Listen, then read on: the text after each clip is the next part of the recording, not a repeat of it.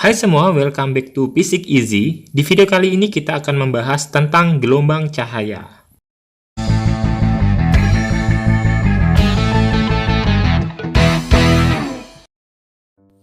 Cahaya adalah salah satu bentuk energi yang dipancarkan oleh benda atau sumber cahaya dalam bentuk gelombang elektromagnetik. Cahaya juga merupakan suatu gejala fisis. Suatu sumber cahaya memancarkan energi. Sebagian energi ini diubah menjadi cahaya tampak. Perambatan cahaya di ruang bebas dilakukan oleh gelombang-gelombang elektromagnetik, sehingga cahaya itu merupakan suatu gejala getaran. Cahaya merupakan suatu bentuk energi yang sangat penting yang dibutuhkan oleh seluruh makhluk hidup yang ada di bumi. Tanpa adanya cahaya, kehidupan di bumi dapat dipastikan tidak dapat berjalan sempurna. Semua makhluk hidup menggantungkan hidupnya baik secara langsung maupun tidak langsung terhadap keberadaan cahaya. Tumbuh-tumbuhan memanfaatkan cahaya untuk proses fotosintesis yang dapat menghasilkan karbohidrat yang biasa dimanfaatkan untuk kehidupan manusia. Binatang juga memanfaatkan cahaya untuk memperoleh informasi tentang keberadaan lingkungannya. Tanpa dipungkiri, manusia juga sangat bergantung terhadap keberadaan cahaya. Tanpa cahaya, kita tidak akan bisa apa-apa. Sebagai contoh, proses melihat. Meskipun mata kita normal, tapi jika tidak ada cahaya, maka kita tidak akan bisa melihat. Begitu pentingnya peranan cahaya bagi makhluk hidup. Pada perkembangan fisika saat ini, cahaya dapat dipandang sebagai gelombang dan partikel. Nah, pada video kali ini kita akan membahas lebih lanjut mengenai sifat-sifat cahaya sebagai gelombang. Cahaya merupakan radiasi elektromagnetik, sehingga ia memiliki sifat seperti gelombang, yaitu yang pertama, memiliki arah rambatan yang lurus secara natural. Arah rambatan sebuah berkas cahaya akan cenderung lurus. Arah rambat cahaya akan berubah ketika ada gangguan dari medium rambat, pergerakan sumber cahaya, dan lain sebagainya. Yang kedua, cahaya dapat dipantulkan atau refleksi. Ketika gelombang dari tipe apapun mengenai sebuah penghalang datar, seperti misalnya sebuah cermin, maka gelombang-gelombang baru dibangkitkan dan bergerak menjauhi cermin. Fenomena ini disebut dengan pemantulan. Jadi, pemantulan terjadi pada bidang batas antara dua medium berbeda, seperti misalnya sebuah permukaan udara dan kaca. Pada pemantulan cahaya berlaku hukum pemantulan, yaitu yang pertama, sinar datang, garis normal, dan sinar pantul terletak pada satu titik bidang datar. Kedua, sudut datang sama dengan sudut pantul.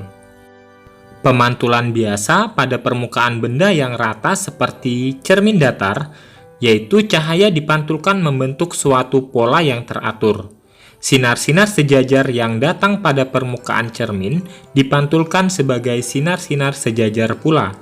Akibatnya, cermin dapat membentuk bayangan benda.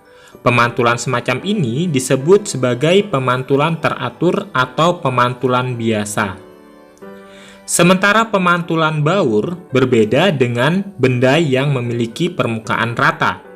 Pada saat cahaya mengenai suatu permukaan yang tidak rata, maka sinar-sinar sejajar yang datang pada permukaan tersebut dipantulkan tidak sebagai sinar-sinar sejajar. Pemantulan yang seperti ini disebut sebagai pemantulan baur. Akibat pemantulan baur ini, kita dapat melihat benda dari berbagai arah. Misalnya, pada kain atau kertas yang disinari lampu sorot di dalam ruang gelap. Kita dapat melihat apa yang ada pada kain atau kertas tersebut dari berbagai arah, karena adanya pemantulan baur. Cahaya dapat dibiaskan atau refraksi. Pembiasan merupakan perubahan arah cahaya datang yang merambat dari sebuah medium ke medium yang lain. Besar perubahan arah atau pembelokan yang dihasilkan bergantung pada indeks bias dari kedua medium dan dapat dideskripsikan oleh hukum Snellius. Secara sederhana, Snellius melakukan percobaan seperti gambar berikut. Dari gambar, seberkas cahaya, yaitu sinar laser atau kotak cahaya ini, diarahkan menuju permukaan balok kaca. Ternyata sinar dibelokkan pada saat mengenai bidang batas udara kaca. Jika digambarkan dalam bentuk dua dimensi, maka sinar datang dari udara dibiaskan dalam kaca mendekati garis normal, sehingga besar sudut datang I selalu lebih besar dari sudut bias R. Jika percobaan yang sama diulang dengan sudut datang yang berubah-ubah, yaitu sebesar I1, I2, dan I3, hingga sudut biasnya menjadi R1, R2, dan R3, ternyata Snellius menemukan bahwa hasil perbandingan sinus sudut datang dengan sinus sudut biasnya selalu konstan atau tetap. Dengan hasil percobaannya tersebut, Snellius mengemukakan hukum pembiasan yang berbunyi, yang pertama, sinar datang garis normal dan sinar bias terletak dalam satu bidang datar. Kedua, perbandingan sinus sudut datang dengan sinus sudut bias pada dua medium yang berbeda merupakan bilangan tetap. Secara matematis, pernyataan hukum Snellius yang kedua itu dapat dituliskan dalam bentuk persamaan sin I1 per sin R1 sama dengan sin I2 per sin R2 sama dengan sin I3 per sin R3. Jadi, sin I dibagi sin R nilainya tetap. Tetapan atau konstanta ini disebut dengan indeks bias, yaitu indeks bias relatif suatu medium terhadap medium lain. Jika sinar datang dari medium 1 ke medium 2, maka indeks bias relatif medium 2 terhadap medium 1 ditulis dengan N21 sama dengan N2 dibagi N1, di mana N adalah indeks bias. Dengan demikian, persamaan sebelumnya dapat ditulis ulang sebagai sin I per sin R sama dengan N21. Yaitu sin I per sin R sama dengan N2 per N1. Sehingga kita peroleh rumus hubungan antara sudut datang, sudut bias, dan indeks bias medium, yaitu N1 dikali sin I sama dengan N2 dikali sin R.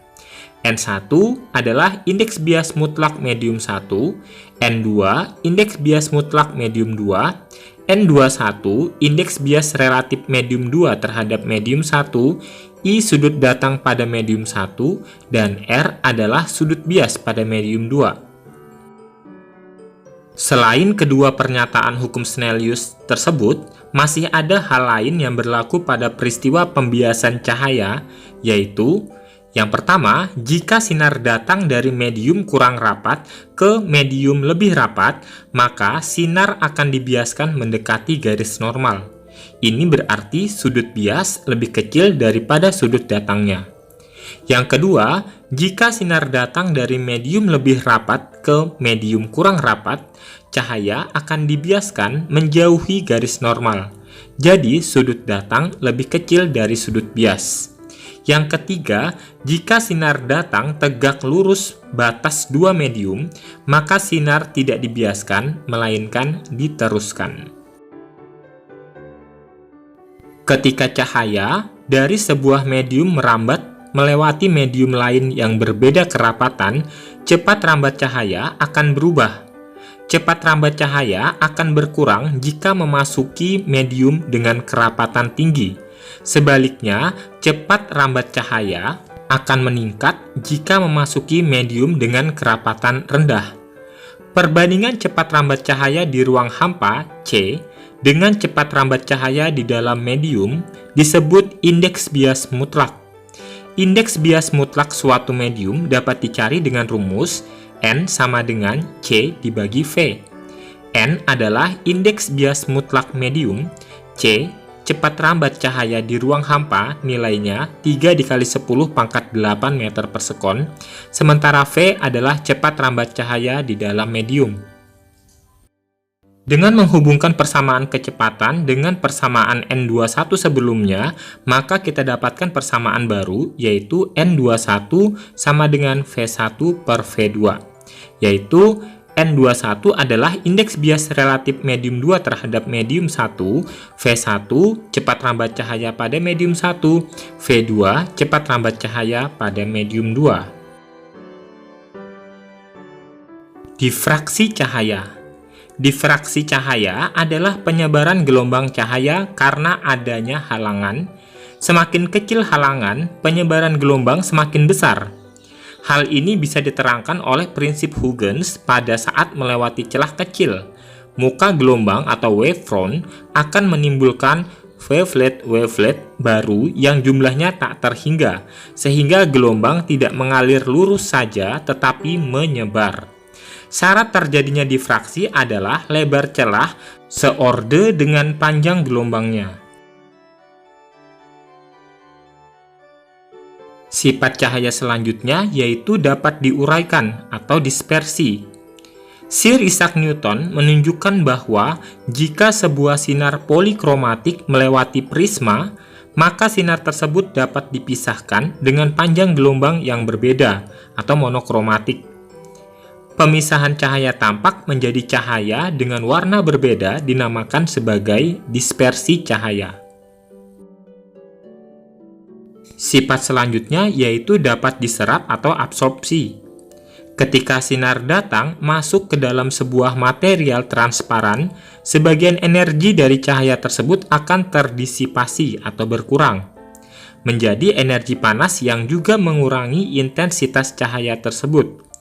Absorpsi cahaya terjadi secara selektif untuk gelombang cahaya yang berbeda. Hal ini merupakan cara mata kita untuk melihat warna benda di sekitar kita.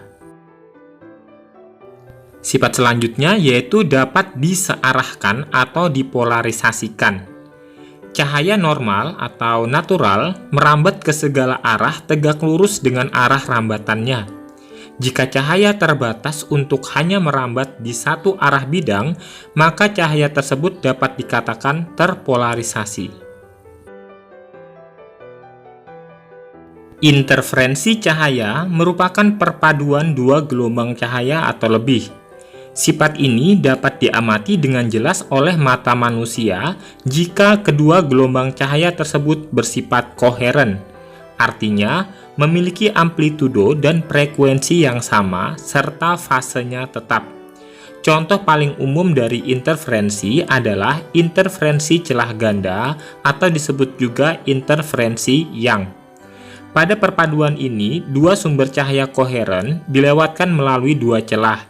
Kedua berkas cahaya tersebut akan bergabung membentuk pola-pola interferensi yang diamati pada layar seperti gambar. Contoh soal yang pertama, dalam sebuah eksperimen untuk menentukan kecepatan cahaya di dalam air, seorang siswa melewatkan seberkas cahaya ke dalam air dengan sudut datang 30 derajat. Kemudian, siswa mencatat sudut bias yang terjadi di dalam air ternyata besarnya 22 derajat. Jika kecepatan cahaya di udara dianggap 3 kali 10 pangkat 8 meter per sekon, tentukan kecepatan cahaya di dalam air. Oke, di sini kita lihat diketahui sudut datang I 30 derajat, C-nya 3 kali 10 pangkat 8 meter per sekon, dan R atau sudut biasnya 22 derajat, yang ditanyakan kecepatan V. Dengan menggabungkan persamaan N21 sama dengan sin I per sin R dengan persamaan N21 sama dengan C dibagi V, maka kita peroleh persamaan baru yaitu sin I per sin R sama dengan C dibagi V. Dengan demikian, kecepatan cahaya di dalam air V dapat kita hitung dengan rumus berikut.